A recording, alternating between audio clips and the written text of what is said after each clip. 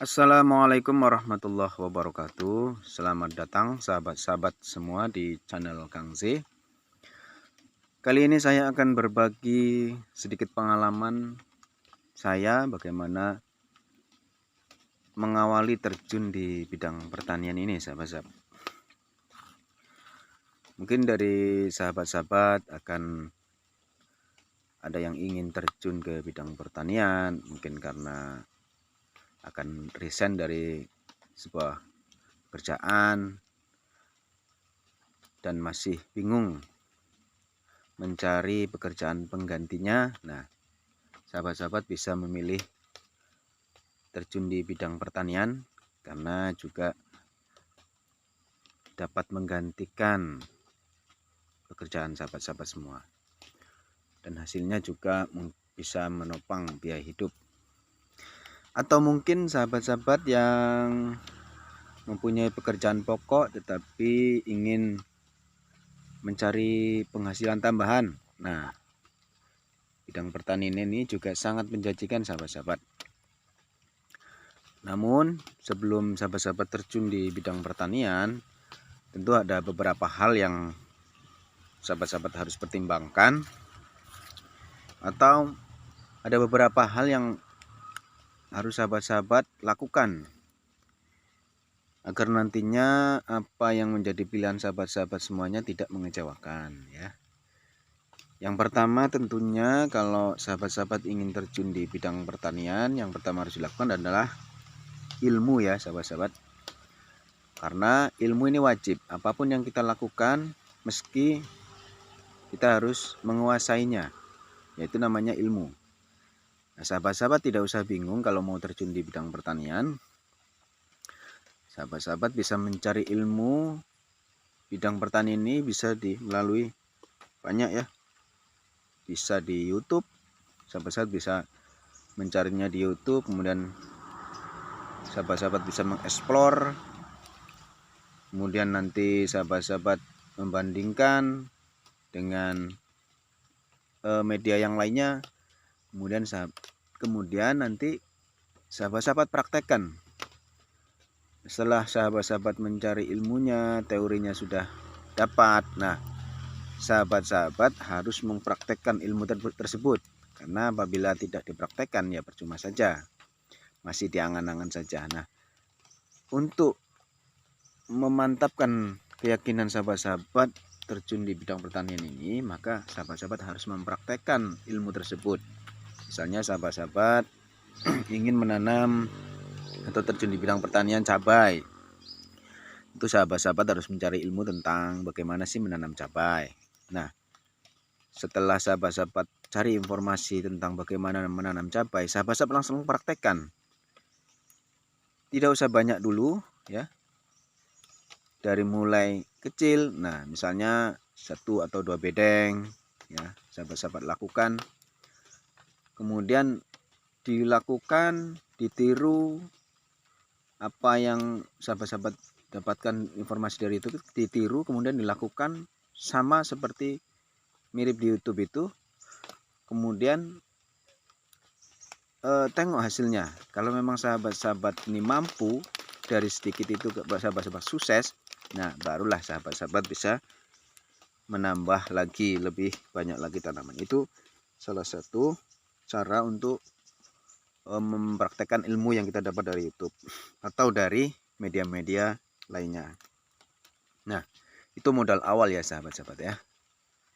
Yang kedua, sahabat-sahabat harus mempunyai modal. Nah, tadi modalnya pertama adalah ilmu, yang kedua modalnya adalah, ya tentu apapun pekerjaan atau apapun usaha yang kita lakukan tentu tidak lepas dari modal, yang yaitu modal material, yaitu uang, ya sahabat-sahabat, atau barang. Nah, ini wajib. Nah, modal ini disesuaikan, sahabat-sahabat, tidak harus banyak, tidak harus besar dulu, karena usaha sukses atau tidak itu tidak menjamin modalnya besar, tidak. Tapi banyak usaha-usaha yang sukses itu karena modal kecil.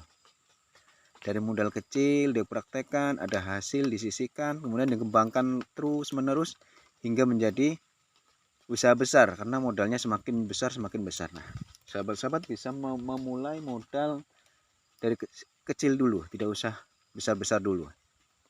Ini dari kecil itu dikembangkan terus, nantinya akan menjadi usaha yang besar. Seperti dulu saya terjun di pertanian juga tidak dengan modal yang besar sekaligus langsung besar, tidak. Tetapi saya waktu terjun di sekarang saya terjun di bidang pertanian cabai salah satunya.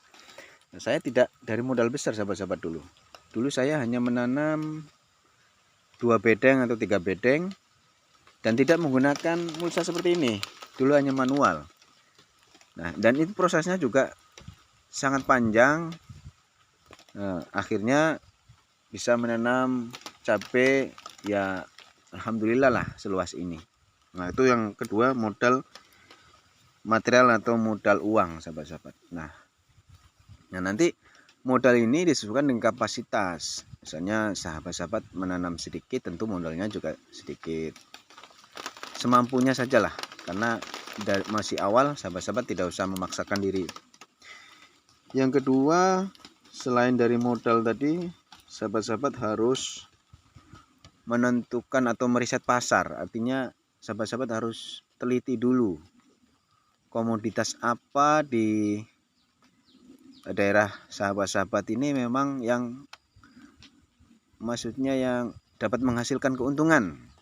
Misalnya kan setiap daerah itu mempunyai komoditas unggulan yang berbeda-beda. Misalnya di sini di Natuna ini mungkin cabai ya, atau di daerah lain mungkin kacang tanah, atau misalnya kacang panjang atau buncis atau sayur mayur lainnya. Tentu antar suatu daerah itu berbeda. Nah, sahabat-sahabat harus meriset pasar. Kira-kira tanaman apa yang laku di pasaran. Nah, ini yang sahabat-sahabat harus lakukan. Jangan sampai nanti sahabat-sahabat sudah menanam lalu tidak ada yang beli. Nah, ini kan juga akhirnya mengecewakan. Jadi sahabat-sahabat harus riset pasar dulu. Kira-kira tanaman apa yang sangat laku di daerah sahabat-sahabat. Nah, itu untuk menentukan nantinya, untuk menentukan jenis tanaman apa yang akan kita tanam ya. Kemudian yang selanjutnya, setelah sahabat-sahabat meriset pasar, nah tentu sahabat-sahabat juga harus bersharing, artinya mempunyai teman atau mempunyai suatu kelompok. Itu sahabat-sahabat yang tadinya tidak pernah berteman dengan petani. Nah, sahabat-sahabat harus mulai terjun di bidang pertanian, dan sahabat-sahabat harus mulai sharing dengan teman-teman yang seprofesi dengan sahabat-sahabat, sehingga di situ nanti akan bertukar pengalaman dan akan meneguhkan hati sahabat-sahabat untuk bertani. Nah, di situ akan saling berbagi. Nah, itu saja mungkin sahabat-sahabat ya, tips dan berbagi pengalaman. Ya, tentunya segala sesuatu itu dimulai dari hal kecil, dan dari hal kecil itu nanti bertambah menjadi besar seiring dengan keyakinan kita yang semakin bertambah dan seiring dengan pengalaman kita yang bertambah. Itu saja sahabat-sahabat, jangan berhenti untuk berjuang, tetap semangat dan selalu optimis. Assalamualaikum warahmatullahi wabarakatuh.